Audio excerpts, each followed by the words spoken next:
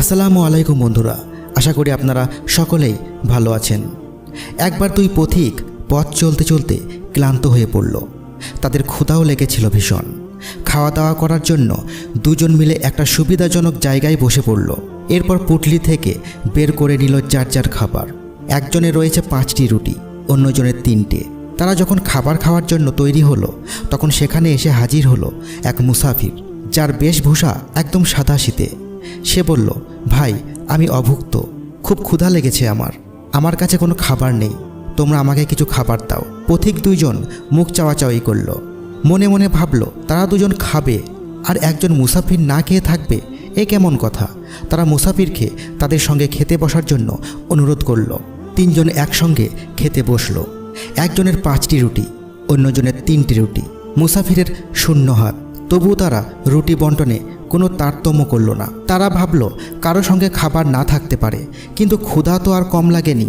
তাছাড়া একসঙ্গে খেতে বসে একজন বেশি খাবে আর একজন কম খাবে, তাই বা কেমন করে হয়। তিনজন সমান সমান রুটি খেল।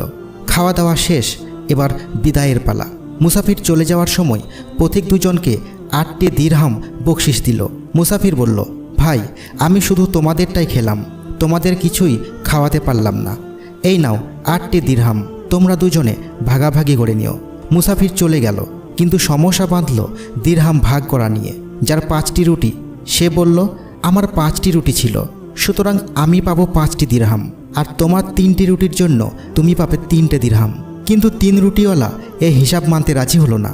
সে বলল, না, আমি তোমার হিসাবে রাজি নয়, আমরা দুজন সমান সমান খেয়েছি, সুতরাং তুমি পাবে 4 দিরহাম। প্রথমজন বলল, তা কি করে হয়, তুমি 3 রুটির জন্য 4 দিরহাম পাবে আর আমি 5 রুটির জন্যও 4 দিরহাম পাবো, এটা কি কোনো আইনের কথা হলো? এ নিয়ে দুজনের মধ্যে বেঁধে গেল তর্ক বিতর্ক। কেউ কারো কথায় রাজি নয়, কিছুতেই তারা মীমাংসায় আসতে পারছে না। অবশেষে একজন বলল, শোন, এভাবে বিবাদ করে তো কোনো লাভ নেই, চলো আমরা আমিরুল মোমিনিন হজরত আলী রাদিয়াল্লাহু আনহুর কাছে যাই, তিনি যে বিচার করেন তাই আমরা মেনে নেব। এরপর দুইজন মিলে হজরত আলীর কাছে গেল। তারা সব কথা খুলে বলল, বিচারের জন্য ফরিয়াদ জানালো। হজরত আলী মনোযোগ দিয়ে তাদের কথা শুনলেন। কিছুক্ষণ তিনি মনে মনে কি যেন ভাবলেন, পরে বললেন, তিনজনের সমান খেয়েছ তো? উভয়ে ঘাড় নেড়ে বলল, হ্যাঁ। হজরত আলী বললেন, তাহলে এ নিয়ে এত বিবাদ কিসের? হিসেব তো একবারে পানির মতো সোজা। যার 5টি রুটি সে পাবে 7 দিরহাম, যার 3টি রুটি সে পাবে 1 দিরহাম। এমন হিসাবের কথা শুনে দুজনেই অবাক হয়ে গেল। 7 দিরহাম আর 1 দিরহাম ভাগ হলো কোন হিসেবে, তারা কিছুতেই বুঝতে পারল না।